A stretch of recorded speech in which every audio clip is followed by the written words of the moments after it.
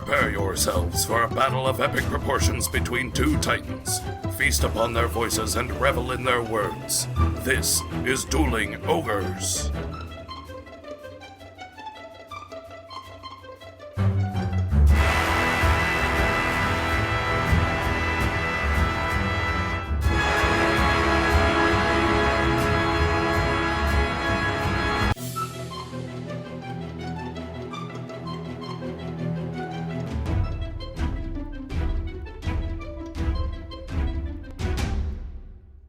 Hello, Ogres, and welcome to episode 210. Thank you for joining us as always on this soggy Thursday evening, Earth date March 25th, 2021. I'm your host, Remington Hitchcock, and with me as always is my co-host, Brandon Full. Say hello, Brandon. Why is it so soggy in here?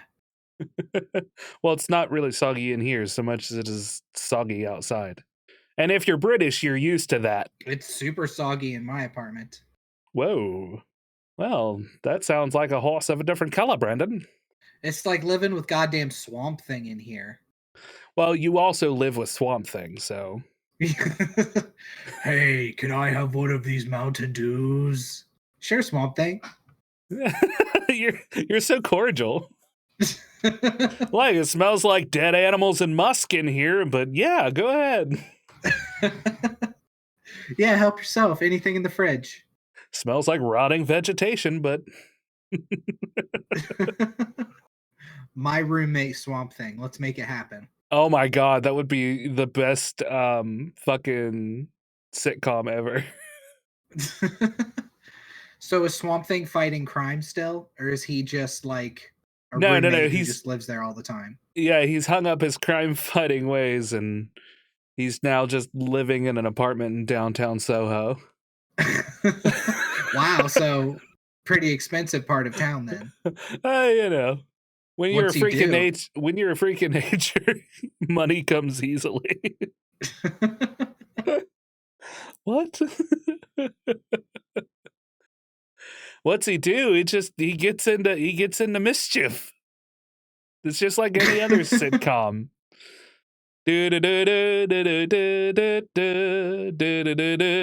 Swamp Thing.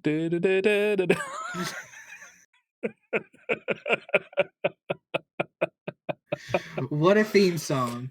You think David C. Hayes would be down for joining us and writing this? I think so, yeah. David, we've got a 1 in a million idea. It's gonna make us billions, I tell you. Billions. Hello? With a B. Hello, David? Is this thing on?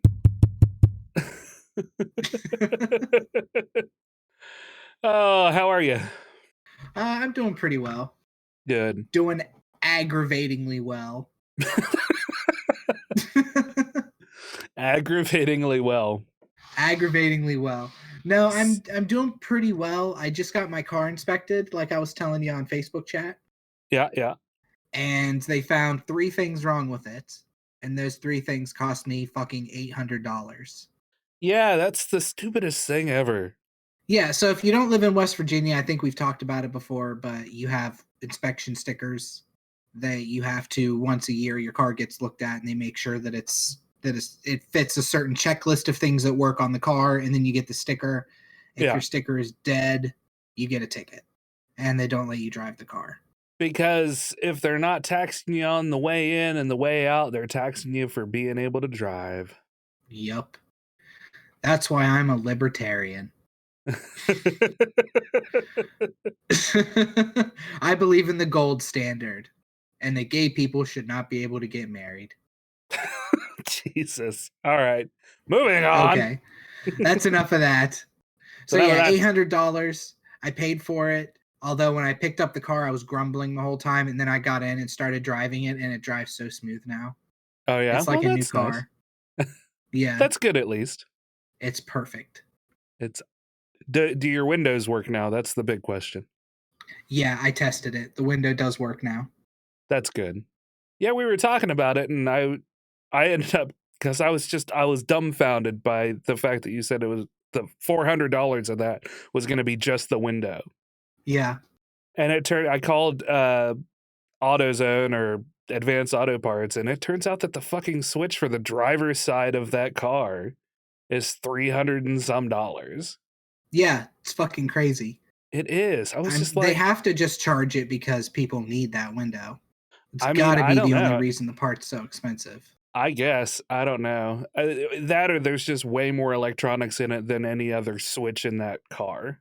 Because the switches that I found for I didn't look super hard on my phone just because, but like I searched your model, your make and model, and the ones that I was finding, and maybe they were like off brands, or maybe they could have been for a different car and I just clicked on the wrong one, but I was reading the descriptions at least, and they were like 40 or between 35 and $50 for the switches. So it must be for the other doors and they're just not as complicated. Yeah, the driver's side one is the one that's super pricey. So Yeah. I don't know. It's just annoying. Cars are annoying and I hate them. And I want to go, like, I still want a car. I just want maybe a Flintstones car. Right. Something where my feet stick out the bottom and I can make that like boop, boop, boop, boop, boop, boop sound right before I run. Yeah. I don't know. I can't do it with my mouth either. That's good. You're making all kinds of Foley noises. Yeah. Foley. The last one you did is if somebody had a really long tongue and you flicked it and the tongue went up and down like a diving board. Yeah. Yeah. See? Yeah. So how have you been? I've been okay. I've been working and doing that, and I have 2 days off, so that's nice. So what are you going to do with your 2 days off besides record with your favorite podcaster? Record and edit, and I don't know. Ginger took the car today. She's working at her brother's sandwich shop. Which is exciting. Yeah. So I'm kind of just home alone, and I can't go out and get into any trouble because... Have you done the risky business slide through the house in your underwear yet? Ding, ding, ding, ding, ding, ding, ding, ding. Ding, ding, ding, ding, ding, ding, ding, ding. Just take those old record orders down. I didn't listen to it by myself. No, I haven't. Because I'm not nearly as graceful as Tom Cruise. It sounded your piano noise at the beginning, the yeah, sounded like the one piano that people keep trying to return. Just that like one that constantly falls out of tune. The last piano in the piano store. The one that all the kids bang on every day. Do do do do do do do.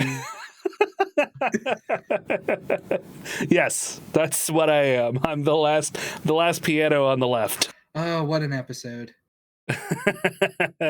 Us just awkwardly making stupid jokes. Yeah, it's a good one. It'll be great. People love this kind of stuff. They do. They slaver.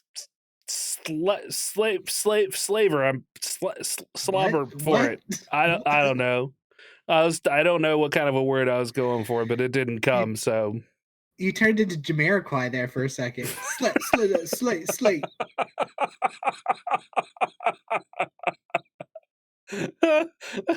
Fucking reference. A Jamiroquai reference? Jamiroquai reference, yes. God. Oh, I had something I was going to say and I totally forget what it was. Damn it. Well? My brain has just not been working at all. I have a piece of paper in front of me. I'm going to try to write down my ideas as they come to me now. That's probably the best thing to do. Speaking of remembering things and doing stuff, I haven't even told you this yet. What's that? So I am trying out Wellbutrin. Really? Yeah. Wow. How long have you been trying it out so far? It's only been like a week and a half or so. You've been taking it a week and a half and you didn't tell your best friend Brando? Has it been that long? Hold on. Does it say on the bottle when you actually got something filled? I don't remember. It should say at the top, like at the very tippy top. Date filled. So 10 days. I got it filled 3:15. Have you noticed any side effects or anything? No side effects. I know that some people don't take to it really well. Makes them moody. Yeah.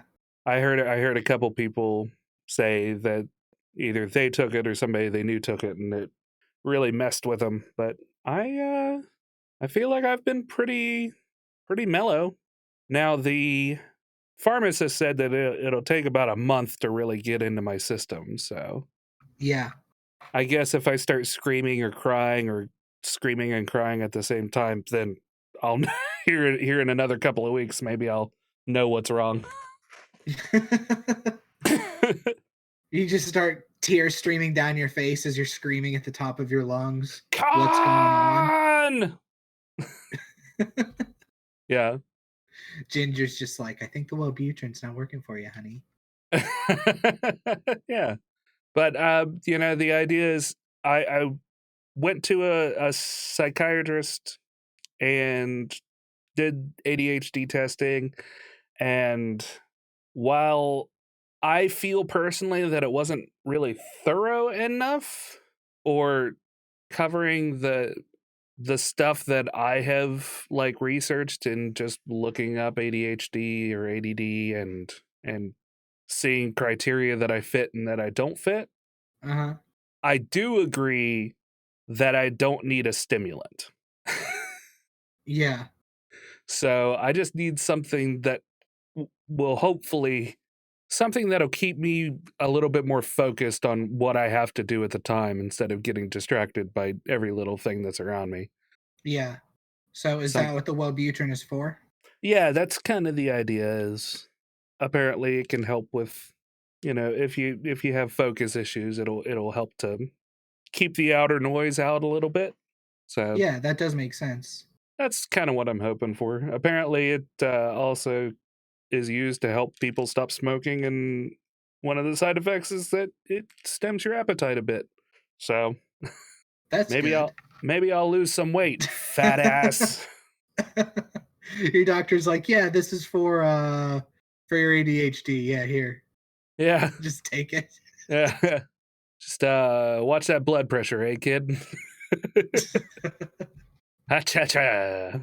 So yeah, we'll see. I'm excited to experiment with it, to at least see if it does me any good, or if it's just or if I just have to live with the fact that I will forever be squirrely. Yeah, I mean, I think it's a good thing that you're trying something. I never would have thought that medication would be something you would ever be willing to try, honestly. Oh no. I mean, if you need it, you need it. I've always known you to be kind of anti-medicine, though. Well, way earlier on, and I think we've talked about this before, I still think that this is true to a certain extent. I think that sometimes doctors are far too quick to prescribe something really heavy, something that is like, especially for mental diagnoses. Yeah. Instead of starting with like a light touch and then seeing how that goes. But I've also seen that that's progressed and has gotten better, at least from what I've seen in this area over time.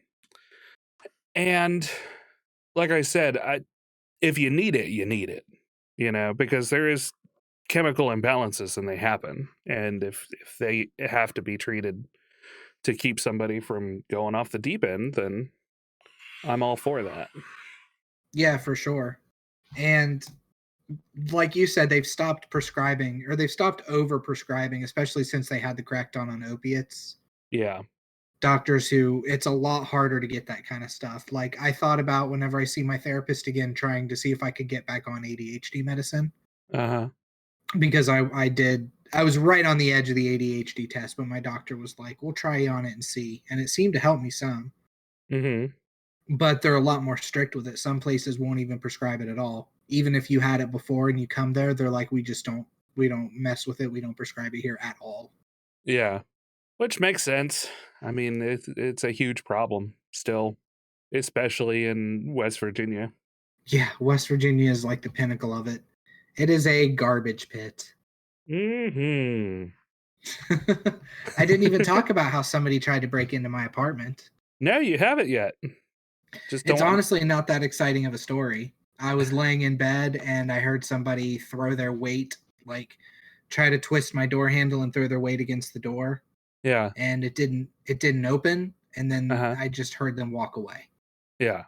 So that's the only thing I can think of is somebody was trying to see if like maybe it was unlocked or if it was locked in such a way that they could open the door easily.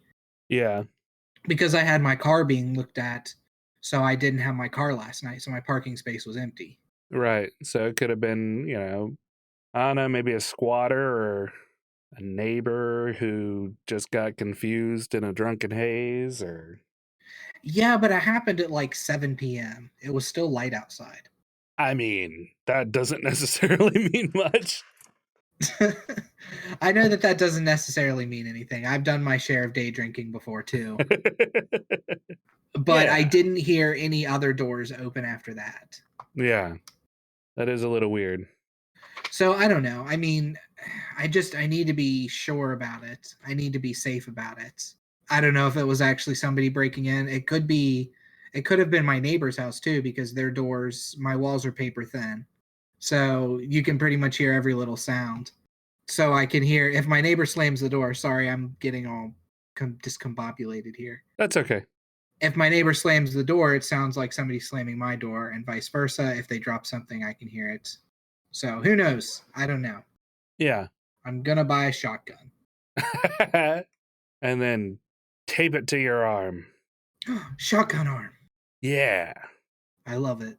Yeah. No, I mean, you lock your door, and your deadbolt, right? Yeah. That's about all you can do. Deadbolt's pretty good way to keep somebody from forced entry. Yeah, and where my door had been broken before, I had Chad come and replace it, and he reinforced it when he put it in. He was like, they never do this when they put doors in, but if you do it this way, it reinforces it a lot more. Yeah. So doubly helpful. Thumbs up. He just mercenaried all over it. Yeah. So let's get started. So let's get started with some stories, Brandon. Alrighty. I think we've waxed nostalgic for long enough. As we typically do at the start of these episodes. What you got for me? Oh, I have to do stories? I mean, I started off last episode with a bunch of space news, so now it's your turn. Mm-hmm. Okay. Question mark? I have 4 stories. Okay. I have 7. Holy crap. Maybe I should king start. Of the stories. Maybe I should start. I'll do one. Okay. The John Wick franchise writer. No, you go. No. No, you go. Up. No, you hang up. Okay, I'm sorry. John Wick franchise writer Derek Kolstad is going to write the Dungeons and Dragons TV series. Oh, really? Yeah. So they're doing a TV series and a movie. Huh. And this year, the Magic the Gathering set comes out based in the world of Forgotten Realms. Wow. Oh, so there are... Is this the first time that they've merged those worlds? Yes. Weird. I wonder why. I don't know. I think for a while, Mark Rosewater, who was like the face of Magic, who's like talks to the fans and stuff, has said that they would never do it. That they would never cross properties like that. Right. And then they just did. So I don't know. Huh. That's peculiar. I guess it could be exciting, though. I mean, different kinds of magics. Yeah, exactly. But Derek Kolstad says of the series, I want to come near the end where everything is canonical, it's biblical, it's happened, or it's about to happen. Mm-hmm. So I don't know if the movie or if the show is going to be connected to the movie or whether it's going to be its own thing. I don't know. It's still like, it hasn't even been written yet, so we're still years off from it, I'm sure. Yeah, for sure. Who knows? That, I mean, being that far away, anything could happen. But yeah, it may not even be popular by then. Yeah. You think D&D will have a falling off?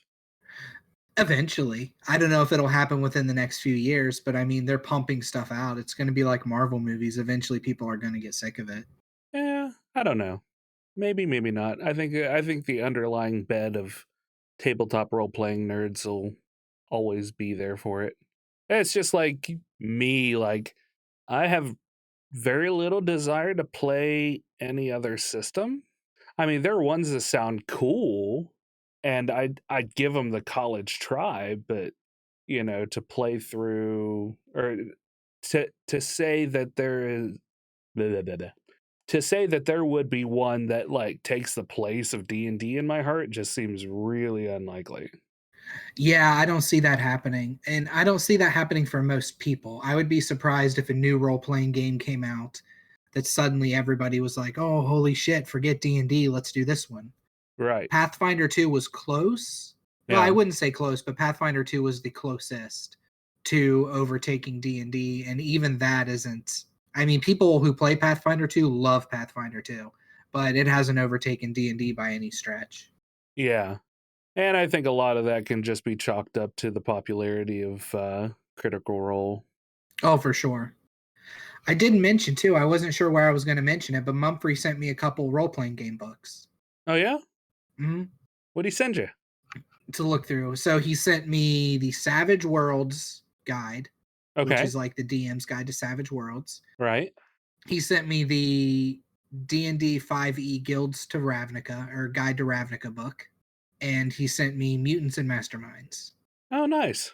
That's cool. Yeah, I've been reading Mutants and Masterminds especially. It seems fun. I don't know if I'd Yeah. ever want to run a game, but I'm enjoying reading through it. Yeah. Well, it's just like Black Void. I mean, if we can find somebody to run Black Void, it sounds like really fun to play, but I don't want to be the one who runs that world. Yeah. And that would be the problem. I'd like to run Mutants and Masterminds sometime, but the problem is everything's set in the modern world, and I'm not nearly as much of a comic reader as I am like a fantasy reader. Yeah. So I've read enough fantasy that I can do random medieval town all day. Like, oh, it's a normal medieval town, except there's penguins there. You know? Right. Yeah. Boom, another $1 million idea from Brandon. Yeah. Perfect. Penguin City. But- Penguinville. But you can't have Penguin Metropolis. Is that what you're saying? Yeah, it would be Penguin Metropolis. Yeah, but I mean, you can't draw those parallels between like medieval Between penguins fantasy and modern. and modern penguins. Well, medieval penguins had the chainmail fins. Yeah, but modern penguins have monocles. That's true. That's the only difference. Yeah, see? Boom. Are you thinking Boom, of baby. the penguin from Batman? I mean, it doesn't really matter. They're all penguins. Fuck it. They're all penguins. They look like they're wearing little tuxedos. They're all dapper as fuck, Brandon.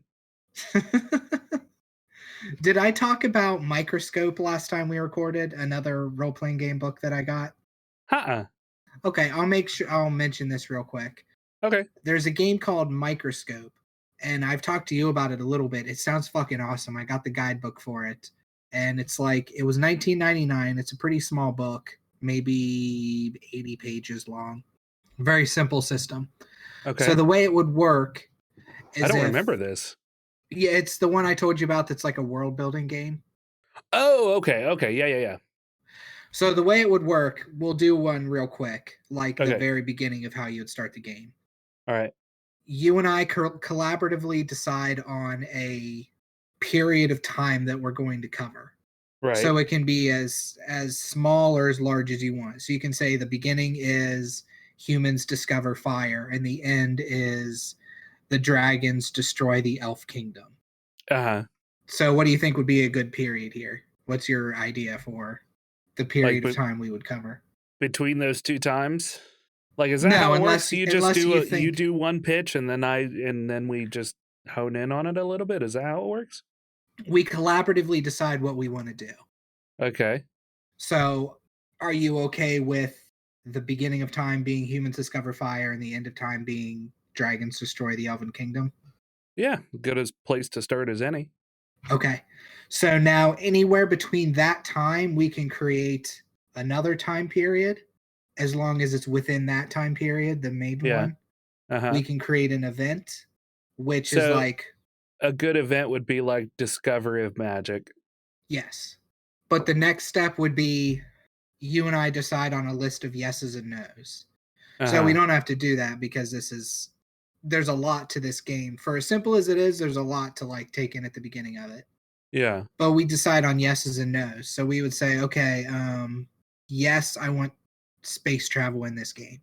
Okay. So now space travel exists. Right. And then you could either say a yes or a no. So you could say, yes, I want ogres with jetpacks to exist. Or you can say, no, I don't want spaceships to exist. Uh-huh. So then we have space travel, but no spaceships. And we Right. have to follow those rules as we create the rest of the time period. Yeah. That's interesting. That would be a fun one to sit down and fiddle with for sure. Yeah, I thought trying to do it, if I could explain it better, I need to read it a few times so I can explain it without tripping over my words as much. Right. But it seems really fun. And you can get down to, I can't remember the name of what is lower than event, but it basically is role playing. So I could say, okay, for my role playing encounter, we want to figure out who tipped off the dragons to where the Elven Kingdom was. Yeah. And I'm going to be playing King Penguin, Right. and you're gonna be my Vizier Penguini. And now we role play until that question is answered. Huh. So we would just role play, and then you as Penguini could be like, "What? Ah, 'twas I who gave the codes to the dragons." Yeah. Yeah, and then that's written down. You use index cards and lay them out, so by the time you're done, you have a full physical timeline written on index cards of your entire world. Wow. That sounds incredibly fun and incredibly nerdy. Mm-hmm. Wow, look at my index cards. Each of these index cards represents a world of possibilities. Wow. It had to sneak in there somewhere. It had to get in. Yeah. We had to penguin it. Yeah, for sure. All right, what do you got, Ram? That's fun. That we should definitely play that sometime. That sounds like a grand time. Yeah, I think it'd be fun to do over Discord. Yeah. So if you're listening to this, join our Discord, and we can try to get a game together. Yeah. So speaking of penguins, which are black and white, this is a real stretch for a segue. Yeah, I was just waiting to see where you went with it. I was letting you roll with it. Justice League fans are watching Zack Snyder's Justice is Gray version over and over again. Well, that was a real big stretch. I mean, it's gray, it's black and white. You see what I got there? I'm going to choose to just skate right on past that. Okay. I'm going to be the Sonic waitress and skate right on by. All right. Is Justice League Gray, is that the black and white version? Yes, that's the black and white version. I just have zero interest in seeing this movie. I'm going to be that nerd. I don't care at all. Like I said before, I don't want to see Zack Snyder jerk himself off for 4 hours. Well, according to comicbook.com, and we all know how reliable they are. Yeah. But seriously, it's just because we hate their ads. Comicbook.com, take at least half of your ads off so we can see your fucking page, and I don't have to run an ad blocker that's blocking 13 ads right now. You already have the name comicbook.com. That's about as solid of a website name as you could possibly get. Yeah, your SEO writes itself. Anyway, Zack Snyder's Justice League is officially a hit, and hot on the heels of the film's big debut weekend success, Snyder has dropped Justice League Justice is Gray on HBO Max. So 2 different cuts. Justice is Gray is a black and white version of Justice League Snyder Cut. Based on early social media reactions, this new version of the film isn't just pulling fans back for another viewing, it's causing Snyderverse fans to watch the film again and again on repeat. So to raise the views? Yes. Not only is it apparently really appealing to viewers, as the article says, but huge fans of Zack Snyder's vision for the DC universe are trying to tell Warner Brothers that they wanted to see his vision through. So that's kind of what they're doing, is they're putting it on repeat this sources a few different tweets. This one's from Zack Snyder's Justice League official on Twitter.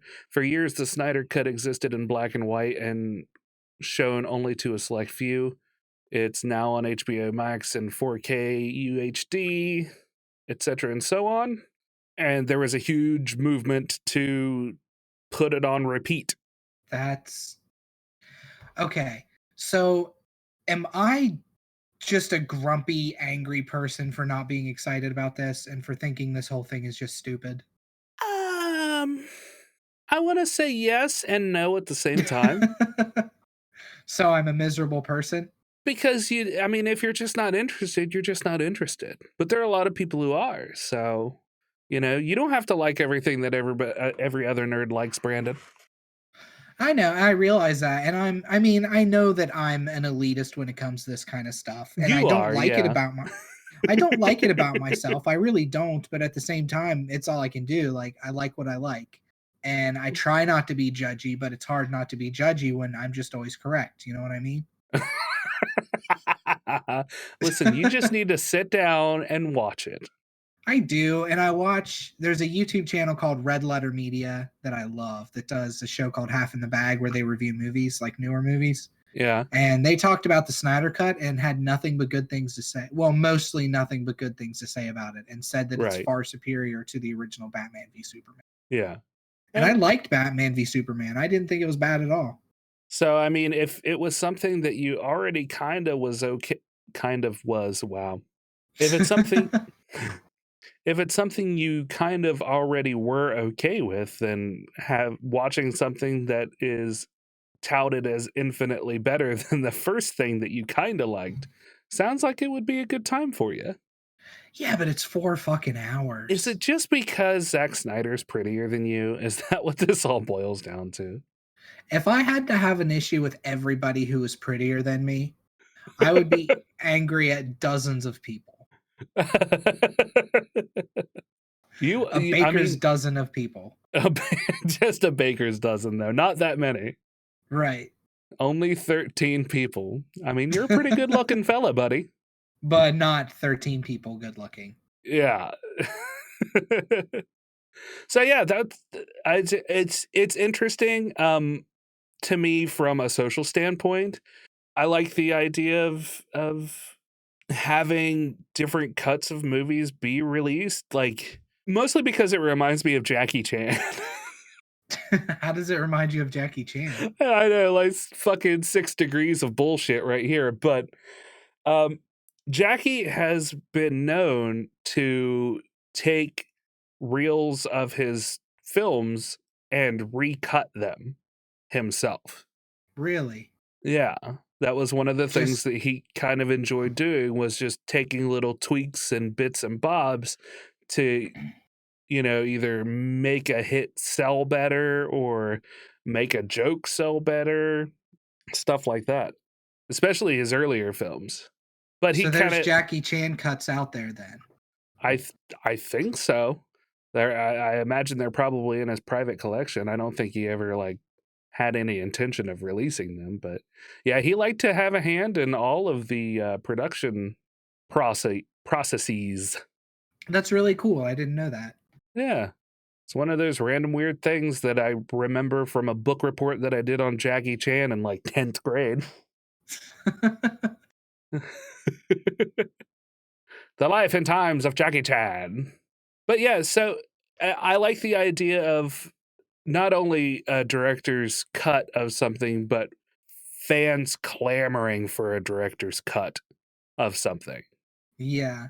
It kind of shows that there is an appreciation for a particular person's vision, and also stepping up and letting a massive production company who stripped it of whatever, good it might have had, or ruin the story by taking out, swaths of important plot points.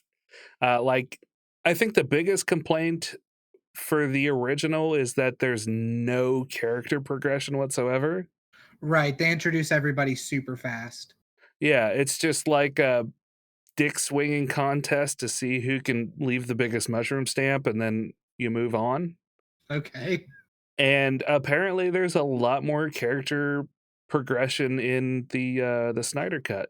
So Yeah, that's what the review that I watched said, is that they really give the characters, they give each of them an intro, they do something cool, and then they're on to the next character instead of just intro. Suddenly you're supposed to care about everybody. yeah, it's an important piece of storytelling. You know, you've got to get people interested in what that person's all about. It doesn't matter that they're already established, you know, main characters like Batman and Wonder Woman and Aquaman, etc. and so on. Like, yeah, they exist, but this is a new take. It's a different vision, and we have to have something to drive us to care about this particular iteration of it. Yeah, there's only so much that loving a character can do. I mean, that can Yeah. carry you a long way, Yeah. but you still have to back it up with something interesting. Otherwise, it's like, okay, this iteration of this character is boring. Yeah, exactly. It's like you said, you gotta make them care for him. Yeah, I'm dissecting myself a little bit as far as my thoughts on this go. And I think I just get disgusted seeing people really like things. Well, I think not liking a thing that is popular is easy. So you think I'm taking the easy route? I do. I think it's easy to dismiss something instead of challenging yourself. Like, you can have that knee-jerk reaction of, "Ah, man, you know, everybody is fucking just yapping about this and I just couldn't fucking care less. So I'm just gonna, you know, say that I want nothing to do with it and just gonna shit on it because it's the easy thing to do." But if you don't give it a chance, you know, at least watch the first half hour of it, and then you can decide, nah, this just isn't doing it for me, you know? Yeah, well, and here's the thing. I don't think that it's bad. Right, yeah, The movie itself, I'm sure that it's a good movie. yeah. You just So I'm hate not people. shitting on the movie itself. Yeah, that's more what it is. I just hate people. Yeah, there's nothing wrong with that, man. I hate people in large groups. Yeah. One-on-one, it's not as bad, really. A person as smart people are dumb and panicky animals, and you know it. Is that from Dodgeball? Nope, that's from Men in Black. Oh. I thought you were doing your Rip Taylor voice. No, but my Rip sounds a lot like my Tommy Lee Jones. So. Rip Torn. Rip Torn, yeah. Isn't Rip Taylor the one that's like, hey? Yes, that's Rip Taylor. It's Rip Taylor. I'm so here for you, Brandon. I can't wait. I'm so excited. What a timely reference. We always have to have one of those each episode. Hey, kids, remember Rip Taylor? We have done a lot of really kind of old references this episode so far. We should have the nursing home listening crowd locked the fuck down by now. Right. Oh, they made a Petticoat Junction joke.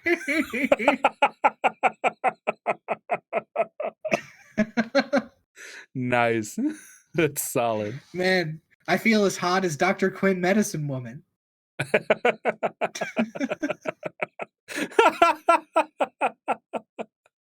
Yeah. Speaking of things that are hot, Brandon. Yes. Not just Dr. Quinn. I always found her really attractive. I can't even picture what she looks like. I wouldn't say I don't want to venture to say that she was hot, but she had a regalness and an attractiveness to her. But anyway, I digress. The European Union apparently wants 20,000 GPUs to build a machine capable of running a full simulated digital twin Earth. Okay, for what purpose, do they say? Yes, they do. So this is from PCGamer.com. The hot segue is because that would be really hot to run. Just so you tech nerd or you non-tech nerds get the joke. Do you mean hot physically, or you mean hot in the Paris Hilton sense? Well, like hot in that they want 20,000 GPUs. You stick that into a server farm, and that's going to be hot as fuck, bro. Oh, okay. Yeah, see? I'm You with got you. there. Yeah. So, of course, the idea of this is coming in a time where there is a massive graphics card shortage because everybody and their mother are mining Bitcoin and Ethereum and all of these other digital currencies. There's a And digital currency called Ethereum. yeah, Oh, I haven't heard of that. I had a yeah. drug in one of my D&D campaigns called Ethereum. Oh, did you? So, yeah, so obviously somebody stole it from me. Yes, clearly. Maybe you're due some restitution, Brandon. I know. They're infringing on my IP. Yeah, for sure. And just to put this into perspective, I was actually looking into maybe getting another graphics card to throw into my computer because I'm running a 1050 Ti right now. That's a little on the old side. And Adobe just did a couple of updates that rendered my card useless for rendering videos on the GPU. So So you just can't render anymore? I can. I just have to use an older version in order to make the software use my graphics card to render because it's considerably faster than using my CPU. Okay. So I went online and I was pricing GPUs, and even something like a 1660, which is just a small step above my 1050 Ti, is going for $800. That is fucking crazy. It is. It's so aggravating because I'm like, I just want to render some stupid videos for people, man. You should look into getting the 3060. So, just as a comparison, the 3060 Ti with 8 gigs is going for $400 on Best Buy. Yeah, they're a lot cheaper than the 1060s are. I'm Mm-hmm. not sure why, even because they're way better cards benchmark wise. Yeah, that's not too bad, I suppose. The 3080 is $700. The 10 gig. This is straight off of the NVIDIA GeForce website. So Yeah, so you're going to be paying a lot more than that on the secondhand market. yeah, and I mean they have check availability and then it redirects you to the cheapest price. It looks like Newegg for the 3060 DirectX 12 for 329. That's not too bad, but it's Yeah, out they of priced them stock. really aggressively. Of course it is. Yeah, so that's what you run into is apparently a lot of these places just have stuff that's out of stock because everybody's doing a run on them to do all this Bitcoin mining. We brought it full circle back to Bitcoin mining. Yeah, but even though we did bring it back to Bitcoin mining, that's not what this story is about. Oh yeah, that's true. I just got off on a tangent because I want a new graphics card and I don't want to pay out the nose for it. Yeah, you should look. I don't know. It sounds like you've already looked in all the places that one should look. So Well, maybe new not. I graphics mean, card. I was surprised by what I just saw. I didn't even think about, I don't know. It's been so long since I've bought one that I just, when I got the 1050, I was stepping up from I think a very similar one to the one that you have in your computer now, which was like a 960 or something. Yeah, I have a 960, I think. Yeah. But anyway, the story itself, with the EU wanting 20,000 GPUs to run a simulated digital twin of Earth, has to do with them wanting to have a high precision digital model of Earth to monitor and simulate natural and human activity.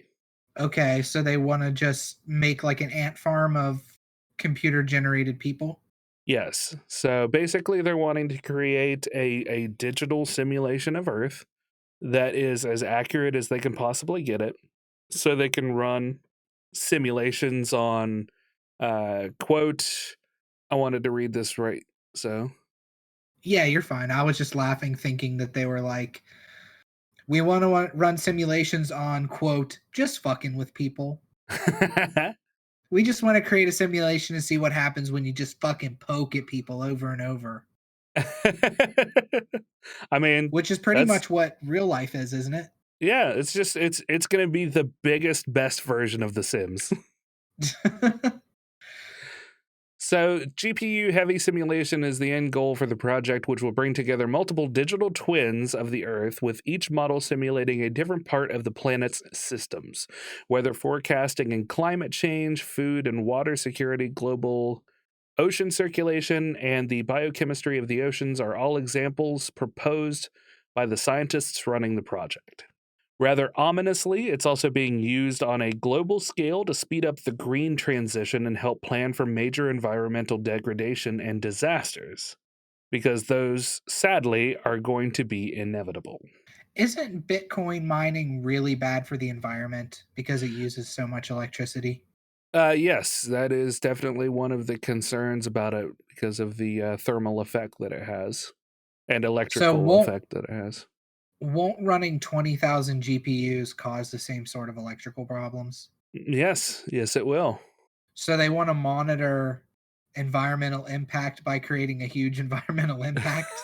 Right, exactly. Yeah. It's like our story last week or last episode of the scientists dissecting the 81-year-old fish. Right, yeah. It's like we Do found the oldest fish by cutting it apart.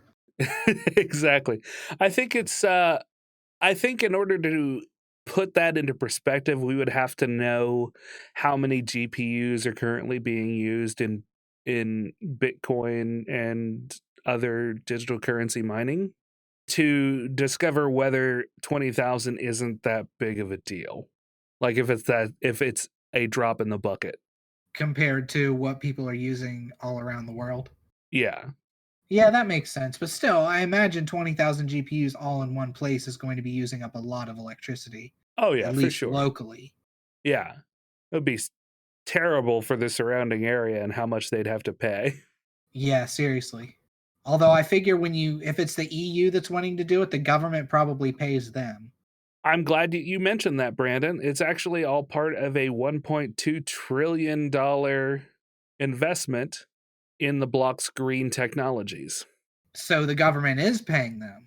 Yep.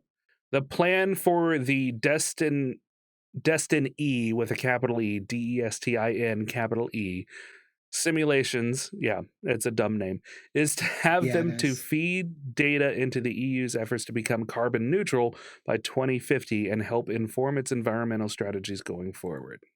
As Destiny. yeah, as well as standard modeling, it will allow users to create different scenarios and see what happens if certain parameters change, both in the short term and over an extended period of time. The European Commission says that initially, Destiny will only serve public authorities, but will eventually be opened up to serve the wider scientific and industrial communities. And to get all of that information modeled as precisely as its scientists need is currently estimated that they'll need at least 4 times the computational power currently inside the Cray Pizdate supercomputer in Zurich. That's it. Where is Zurich? Germany? Yeah. Fuck, you asked me too quick. Hold on. This page has become unresponsive. I honestly wouldn't know where Zurich is Okay. regardless. Yeah, you look it up. Switzerland. Switzerland, that's right. Zurich. Oh, it's the largest city in Switzerland too. And now that I have 2 monitors, it's way too easy to get distracted. I can see where Right. you run into issues. Yeah. Because I've got Discord open on my smaller monitor. In the bigger monitor, I've got my stories open. Yeah. And I'm like, ooh, it's Zurich. It's the largest canton in Switzerland. I wonder what a canton is. I don't know what a canton is. Let's look that up. Don't fall into the trap, Brandon. Before you know it, you'll be speaking Swiss. So the supercomputer, the Cray Pizdate supercomputer in Zurich, is a machine with more than 5,000 Pascal powered NVIDIA Tesla P100 GPUs. That sounds like just a mishmash of words. Right, doesn't it? Which in turn means the scientists need to squeeze around 20,000 graphics chips into the final supercomputer to manage such a detailed earthly simulation. I don't know. Science is so weird. It is. That's my official take on this. Science is weird. This goes on to address your power consumption questions as well, Brandon. Okay.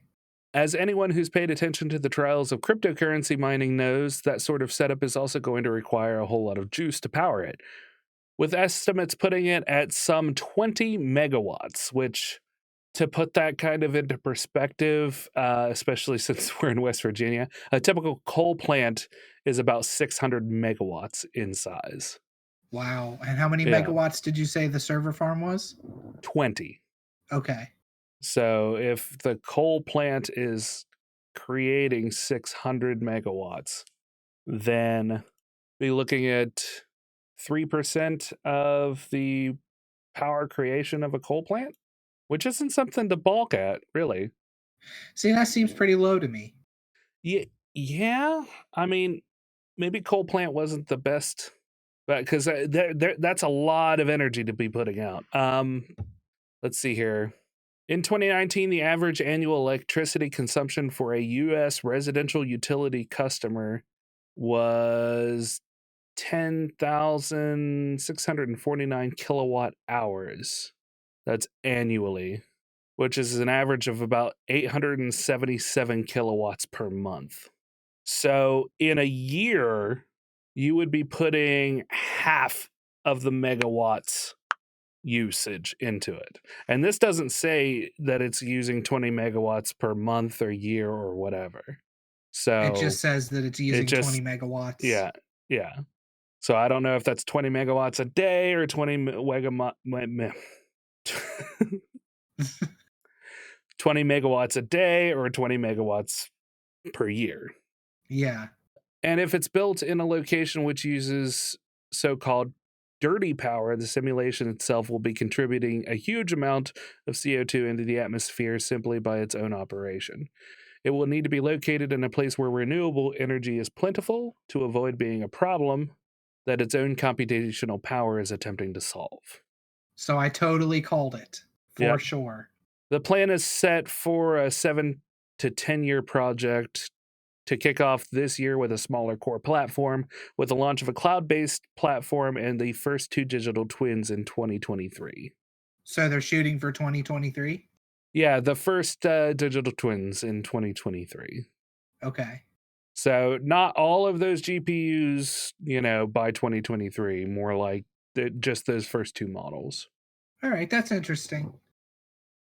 Speaking of other things that are hot, Remington, I've got a story for you. Oh, yeah? Is your segue going to be better than mine? Who on this planet is sexier? Who is the sexiest celebrity alive, Remington? The sexiest celebrity man alive? I'd say This is Chris a tough one Evans for is... you. Yeah, it is. I'd say Chris Evans is probably right up there for me. Is Chris Evans the one who played Captain America? Yeah. Okay. Well, you're wrong, Remington. Okay. The sexiest man alive is Pierce Brosnan. Okay.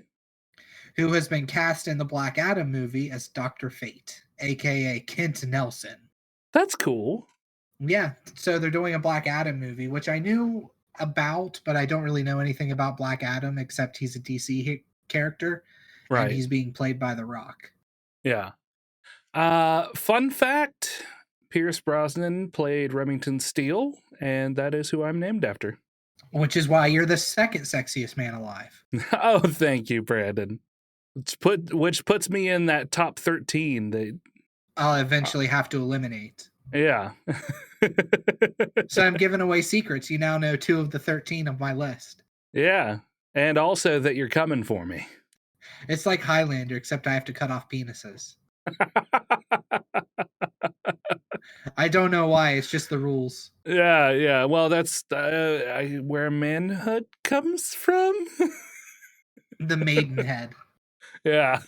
That's cool. Yeah, I don't know anything about Black Adam either as a character. It's not one that I ever got into. Of course, in my younger years, I was more into Marvel than I was DC anyway. Yeah. Apart from Batman. I think that's like the only DC character that I ever really enjoyed. Sorry, I'm reading about Black Adam. It looks like he was a supervillain and anti-hero to Captain Marvel. So he's not a good guy, I guess. Huh. I don't know. He probably is now. Yeah.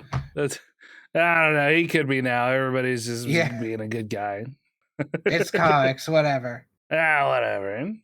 But yeah, Dr. Fate is a character named Kent Nelson. He's a founding member of the Justice Society, if you're familiar with them. And I he gets his know the powers name. from a magical helmet.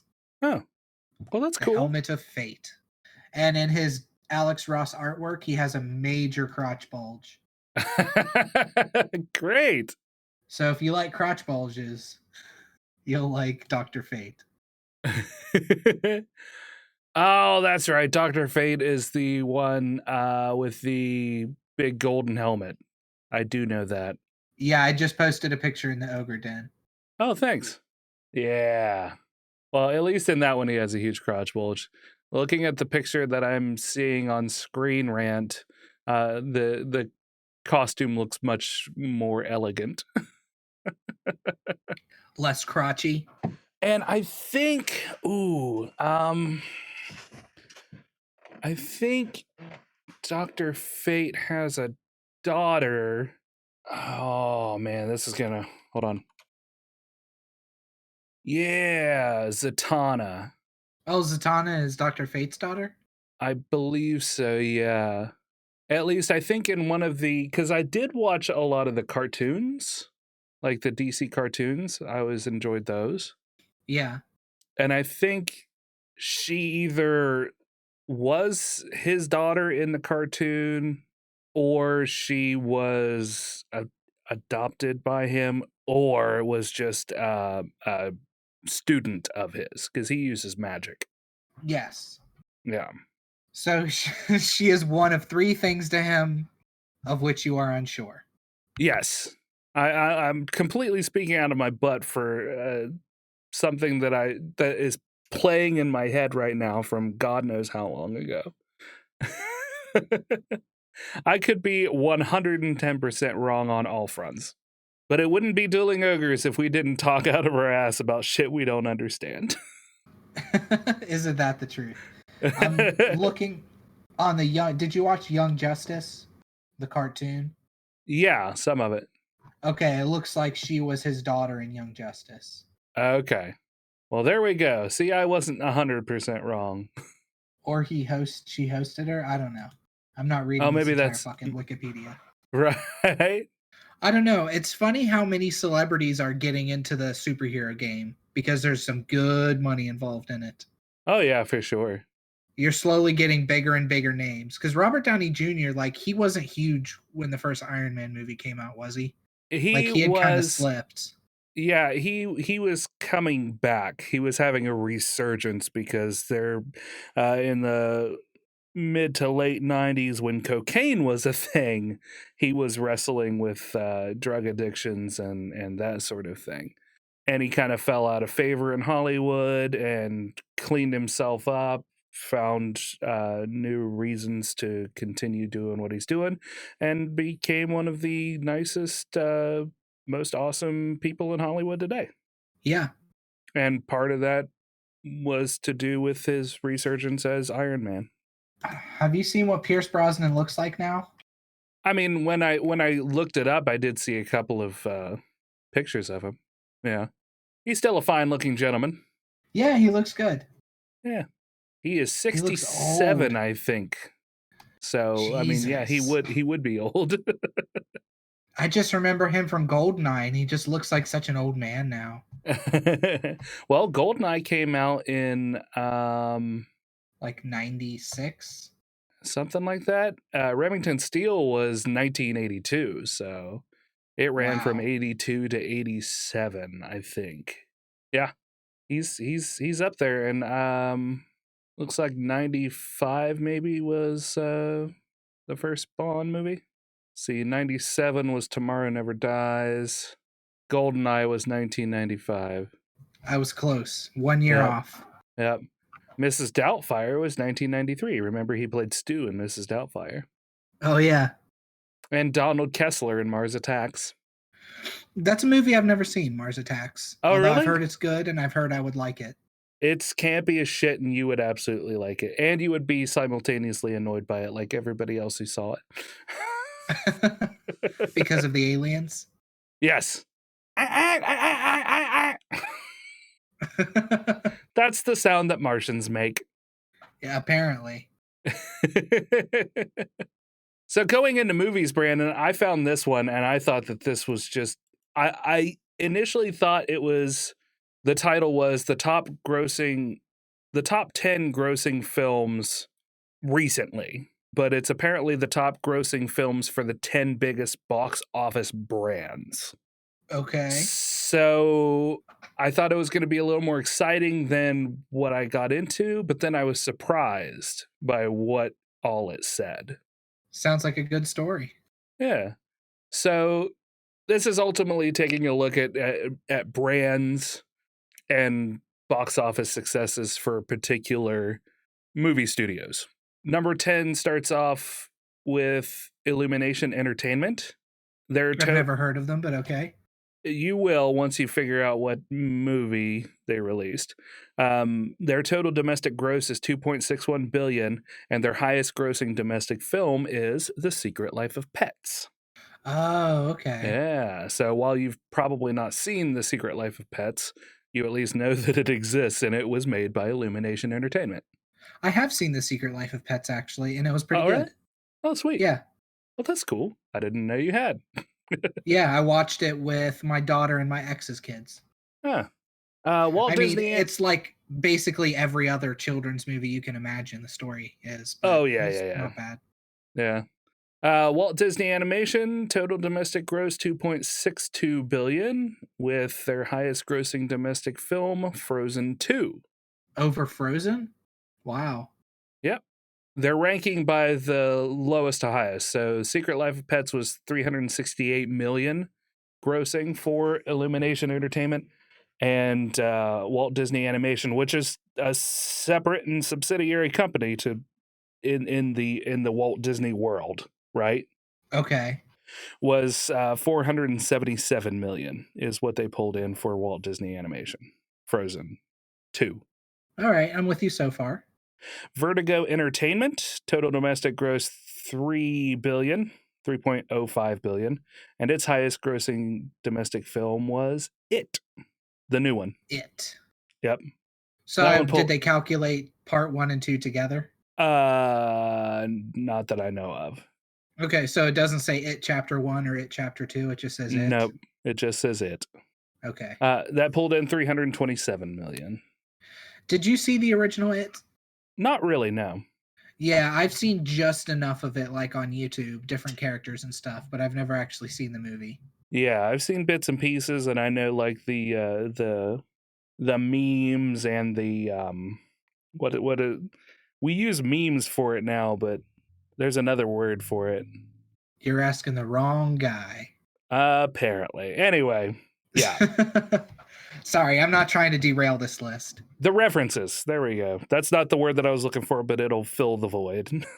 Bad Robot comes in with 7, total domestic gross $3.07 billion, and their highest grossing domestic film was Star Wars The Force Awakens at $936 million. That's a huge jump from 600 to 900. Yeah, for sure. Now, some of these are really surprising, and I think you may agree. DreamWorks total domestic gross is $5.71 billion. What do you think their highest grossing domestic film was? DreamWorks? Mm-hmm. Shrek 2. Oh my God, yes.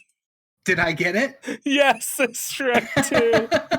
$441 million for Shrek 2. That's awesome. I figured it wasn't going to be Shrek, even though Shrek was going to be high.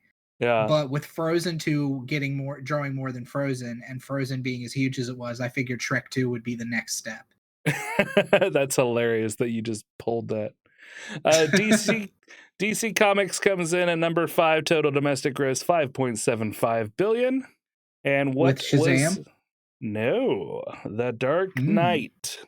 The Dark Knight brought in $533 million for DC Comics. Oh, wow.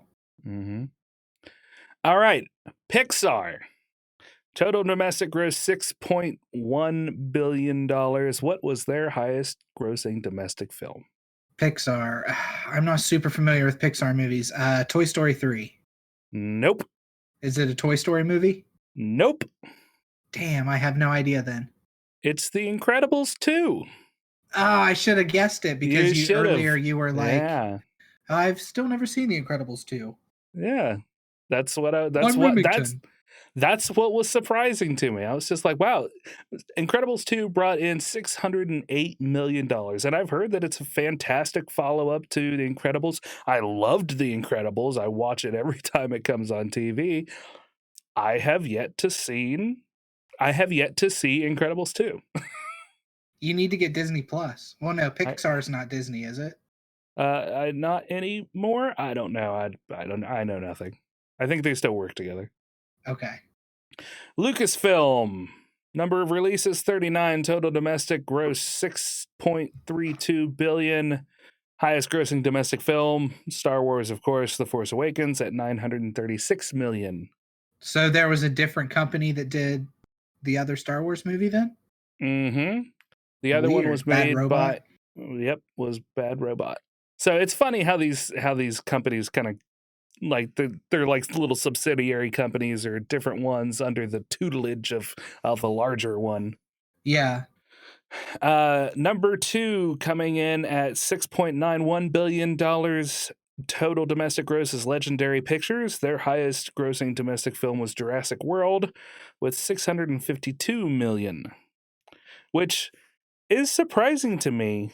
Honestly, I didn't see Jurassic World, and I didn't really hear that a lot of people liked or disliked it, you know? Was Jurassic World the first Jurassic Park sequel that came out of this new one? Or was Jurassic World the latest Jurassic Park movie? I think that was the first one. Okay. Yeah. Yeah, 2015. And then there's Fallen Kingdom, which came out in 2018. Jurassic World Dominion is slated to come out in 2022. And there's also a Jurassic World Camp Cretaceous 2020 TV series that I did not hear of. Camp Cretaceous? Yes. It looks like it was an animated series that we did not hear of. Yeah. Did you get into the Jurassic Park hype train at all? No. When it first came out, when we were kids? When it first came out, yeah, I definitely enjoyed the movies. They gave me quite the excitement and fright, but I haven't seen any of the new ones, which should not be surprising to anyone. Since you've never seen a movie in your life. Yep. Let's round out my list with number 1, Marvel Comics. Total domestic gross Marvel? $14.24 billion, the highest grossing domestic film. Come on, Brandon. It's got to be the latest Avengers movie or Captain Marvel. It's Endgame. Yeah, that's what I thought. Yep.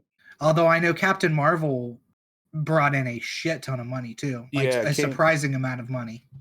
Yeah, Endgame came in at $858 million. That's fucking insane. Well, I'm glad to know that my website is not the only one that's fucking taking a shit on things. Variety.com is having some server maintenance. Let's see here. Everything is down forever. Yep.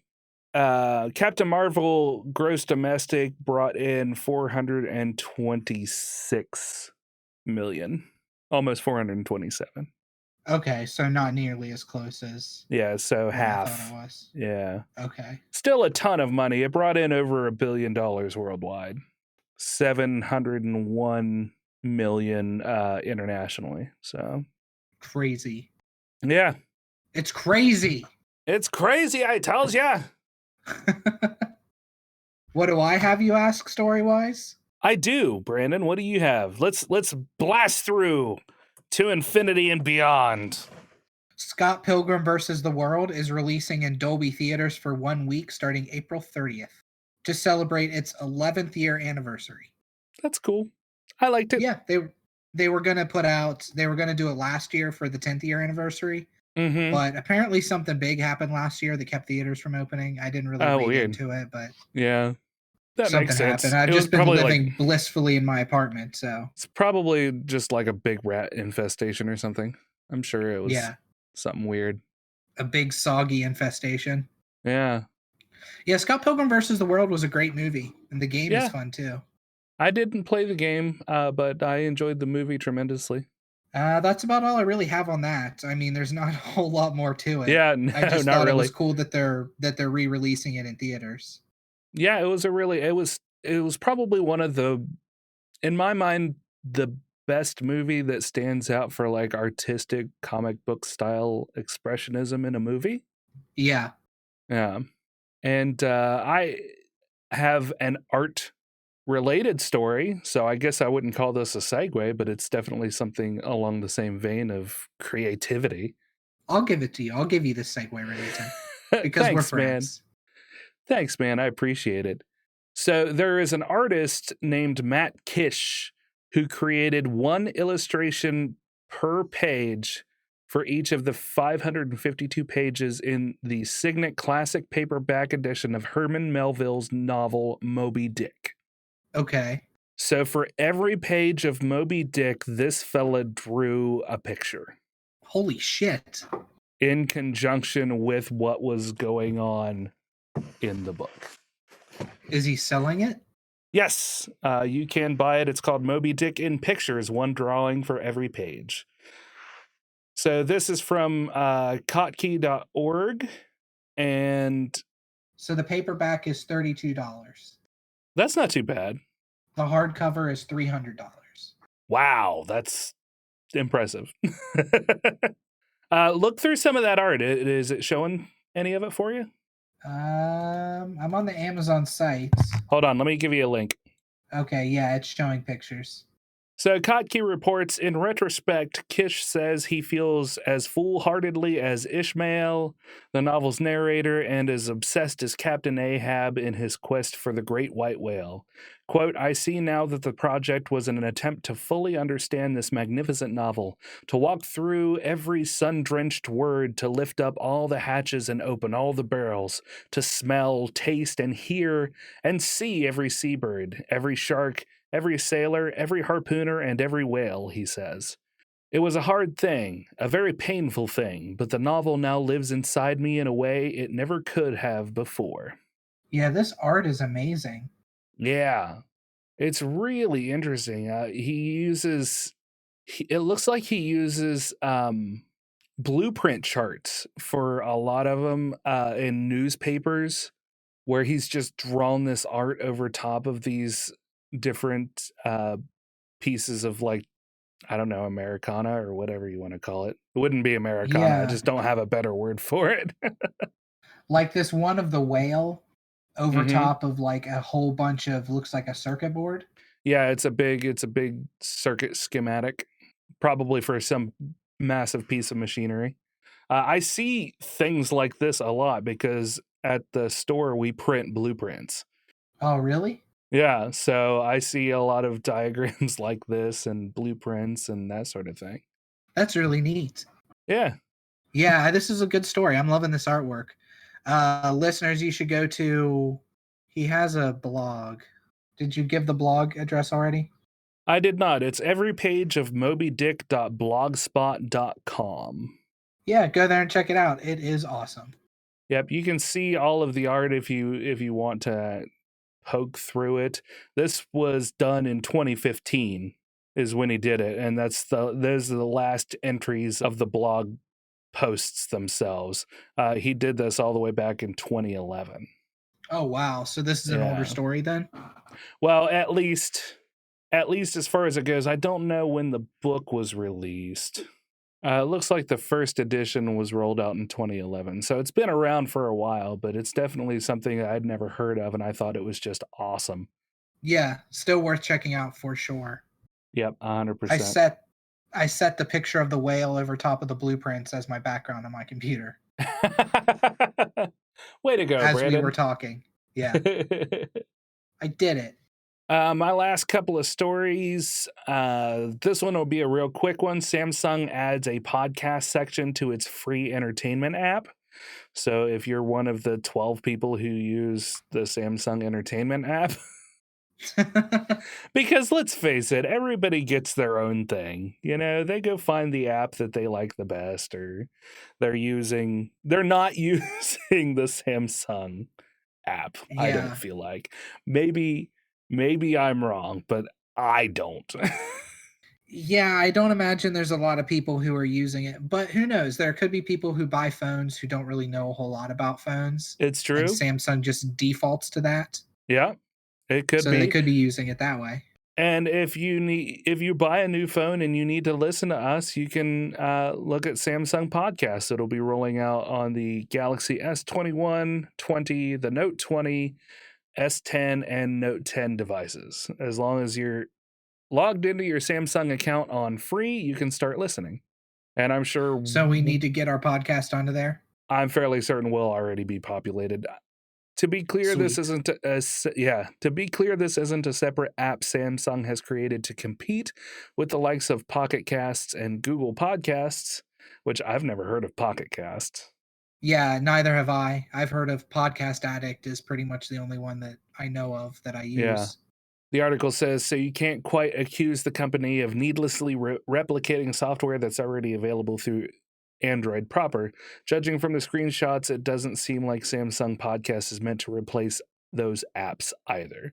So if you're not, I guess it's more like if you have a Samsung device and you're not into putting a lot of apps on and it's going to come preloaded bloatware, might as well just listen to your podcasts on it, right? Yeah. Just utilize the bloatware. Yeah, it's there for a reason, right? Mm-hmm. In my one story, since I covered like 12 of them last week, I'm only going to cover one story of space news. You know how excited I get for space news. I do. I could practically hear you snoring last time. Astronomers obtain first image of black holes' magnetic fields. How did they get a picture of it? Magic. I thought you were going to say, with a camera. A new view of a supermassive black hole marks the first time astronomers have captured and mapped polarization, a sign of magnetic fields so close to the edge of a black hole. Images released by the Event Horizon Telescope collaboration revealed how the black hole, some 55 million light years away at the center of galaxy M87, appears in polarized light. The EHT collaboration involves more than 300 researchers from Africa, Asia, Europe, North and South America. Scientists still do not understand how magnetic fields, or areas where magnetism affects how matter moves, influence black hole activity. In two studies published in the Astrophysical Journal Letters, EHT astronomers revealed their latest findings and how magnetic fields may be influencing the black hole at the center of M87. One of the main science drivers of the EHT is distinguishing different magnetic field configurations around the black hole, said Angelo Ricarte, a co-author and researcher at the Center of Astrophysics, Harvard, and Smithsonian. Quote, polarization is one of the most direct probes into the magnetic field that nature provides. End quote. The EHT collaboration has been studying the supermassive object at the heart of M87 for well over a decade. In April 2019, the team's hard work paid off when they revealed the very first image of the black hole. Since then, scientists have delved deeper into the data, discovering that a significant fraction of the light around M87 black hole is polarized. Light becomes polarized when it goes through certain filters, like the lens of a polarized sunglasses, or when it is emitted in hot regions of space that are magnetized. So basically, they're using this polarization to show the magnetic fields that make up the area around a black hole. Okay, yeah, that makes sense. Mm-hmm. That's cool. So the questions that kind of come from this is, do these magnetic fields help to direct matter into the hungry mouths of black holes, or can they explain the mysterious jets of energy that extend out of the galaxy's core? Huh. Yeah. It's just more information for us to comb through and get more questions about space than we had before. Yeah, I mean, as much as space news can bore me sometimes, I do love space, and I love the stuff that goes on there and the information that we discover. It just seems like the information that comes out is in such small snippets, it's hard to get excited about little things. Yeah, that's true. And this is an exciting thing, but it is a little thing. Yeah. You know, it's just it's another piece to a bigger puzzle of understanding the universe. And there's just so much out there that is just it's scientific speculation, you know, where they have some data, but there's not enough data to really call it truth or fact. Yeah. I don't know. Space news is weird, man. Yeah, it really is. And my final story, I thought this one was really cool. We have a weird obsession with money and coins. Some of us people out there, right? How do you mean? So, like, you know how there's some people who collect coins? Yeah. Ginger has a pretty nice little collection of a bunch of different coins, actually. And I think her dad does as well. It's really interesting. The UK has been known to put famous people onto their banknotes, and they have unveiled their next £50 banknote featuring Alan Turing. Now, when you first proposed this story to me before we started recording, I, of course, thought you meant that it was a 50-pound coin, as in it weighed 50 pounds. Right, because you forgot how British money works. Yeah, well, I wasn't even thinking British money. You just said an Alan Turing 50-pound note. Yeah. Now, do you remember I was who like, Alan? Jesus. Do you remember who Alan Turing was? Yeah, he came up with the Turing test, right? He was a computer programmer and a code hacker. He was the World War II code breaker. He was the premier code breaker for World War II. Yeah. And I'm pretty sure he also came up with the Turing test. Probably. I don't know if it actually says it in this. Yeah, he is. He was an English computer scientist, cryptanalyst, mathematician, and theoretical biologist. So the Turing test we've discussed before is, do you remember what that is? I'm going to kick myself. You will. Yeah, it's the test to determine whether a computer can fool a human into thinking that they are also human. Yeah. Damn it. I never remember what that one's called. It's a test of a machine's ability to exhibit intelligent behavior equivalent to or indistinguishable from that of a human. I can't wait until I'm having a conversation with an android and feel like it's really caring about what I have to say. Yes, Remington, you are cute. Thank you, Android Brandon. So they got it where it's indistinguishable from a human. Still can't figure out the voice thing, though. Yes, I am human. I feel all of your human emotions. Human emotions. The UK has finally unveiled its Alan Turing banknote. It's a fitting tribute to the pioneering computer scientists in both what it represents and the technology behind it. To start, the durable polymer 50-pound bill completes the Bank of England's quote, most secure set of notes to date, with anti-counterfeiting features appropriate for the legendary WW2 codebreaker, including a metallic hologram, as well as windows themed around Bletchley Park and a microchip. So it has a microchip. Ooh, cool. Is this an actual spendable coin or is it a collectible coin? It's not a coin, it's a banknote, and it's not a real microchip. It's just a picture of a microchip. Oh, okay. Yeah. I'm way off base. The imagery is a nod to Turing's many achievements, including some deep cuts that you might not immediately recognize. The mathematical formula you see coming from Turing's influential 1936 paper on computable numbers, a foundational work for computer science. You'll also see pictures of the automatic computing engine pilot machine, the trial model for a very early computer, and schematics for the British bomb code-breaking machine Turing specified.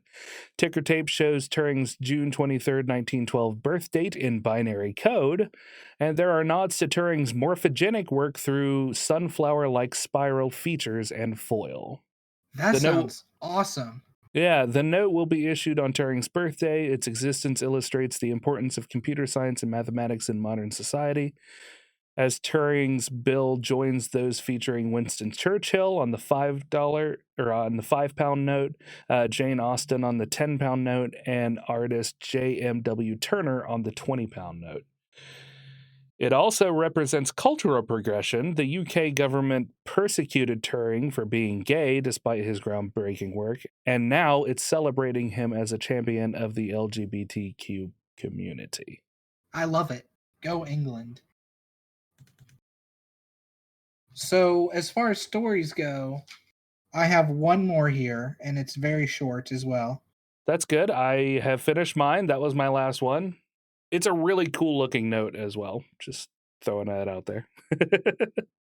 What would I search to see it? Just Alan Turing banknote? I'll just pop it over to you, but yeah. Okay, yeah, I see it. GCHQ, which I'm not sure what GCHQ stands for. It's a British thing. They revealed a new puzzle in collaboration with the banknote being released. They said that it could take 7 hours to work out for an expert puzzle solver and far longer for many other people. And it's a puzzle that you can try to decode for yourself. Oh, that's cool. Yeah, so pretty neat. GCHQ is Government Communications Headquarters. Okay. It's an intelligence and security organization responsible for providing signals, intelligence, and information assurance to the government and armed forces of the UK. Okay. Yeah. And that's really cool that they're putting out a fun problem-solving puzzle to commemorate the note. Yeah, I think it's a neat idea. Yeah, for sure. Of course, you always kind of like that kind of cipher stuff anyway. I'm terrible at it, but I love cryptography. Yeah. So yeah, that's what I got as far as stories go. Sweet. That was a pretty succinct episode, Brandon. It was. I feel like I was off a little bit. Minus all of that dead space that I'm going to cut out that nobody will ever know about. We'll seem like we're right on it all of the time. That's right. This is a professional podcast. Damn it. Damn it. Damn it, Janet. We're going to win Podcast of the Year. Yeah, we are. Everybody go vote for us. And if we aren't on the list, then petition for us to be on it. It's a real thing. We get a real trophy and everything, I think. Probably. Thanks for backing. Any comments? I was going to say thanks for backing me up on that, Brandon. Sorry, I was pulling up our episode so I could read our comments, but we don't have any comments. We don't have any. So, since that's the case, if you have any questions or comments you'd like to hear yourself on air, you can call us at 978-DU-OGRES. That's 978-386-4737. We haven't had a call in over a year. Yeah. Over a year, maybe approaching 2 years. Yeah, it's been a while. I think the last person who called in was Larry. I believe you are correct, and this voicemail is marked July 8th, 2019. So y'all, so close to 2 years. So y'all are slacking on giving us a ring. You can also reach us on Twitter at Dueling Ogres, email us at duelingogres@gmail.com, or leave a comment on the Facebook page, which nobody has done, like Brandon said. This sounds really pathetic, Remington. Listen, it's super pathetic. You need we need help feeling relevant, everybody. I mean, the title was Sperm in Space. That's perfect right there. Yeah, like, it doesn't get any better than that. Come on, guys. Come on. Come on. But at least we have these wonderful other people we call our patrons. Who are they, Remington?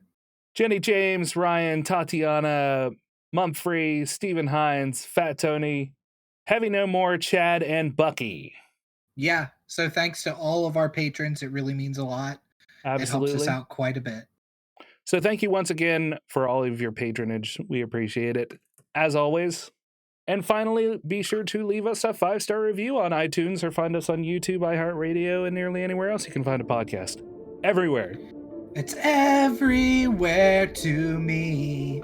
So when I close my eyes, it's you I see. I thought about cutting you off, but I figured I'd just let you go. I appreciate it. I could have gone longer, too.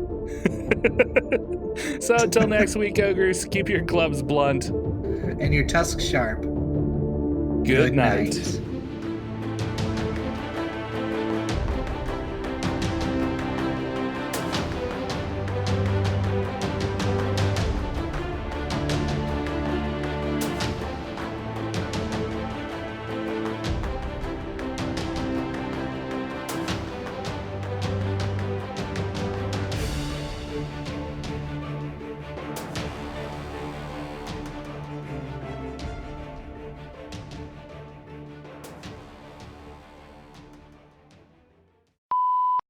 Start the recording.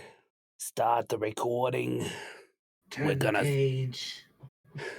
wash your hands. Okay, ready? I suppose so. All right then. Wow. Hold on, let me get my fucking energy going. Get the fucking energy going, Brennan! Ah! Ah! Don't scream while you're vaping. Don't vape while you're screaming. Oh, yeah. Don't scrape while you're veeming. Okay, yeah, I'm ready now. You sure? That really got you into it, huh? Don't scrape while you're veeming. Don't scrape while you're veeming. Yeah, I'm ready. All right. What do you... Oh, fuck. Sorry. Good job, Brandon. I was breathing in my vape and I tried to talk, Yeah. and it did not work very well. No. So What were what you did gonna you ask? just... What I were you don't gonna remember. ask me? What did you just said?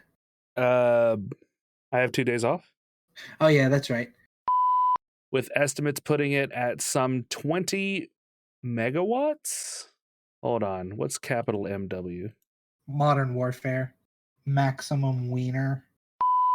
In 2 studies published in the Astrophysical Journal Letters, EHT astronomers revealed that their latest findings and how magnetic fields may be influencing the black holes.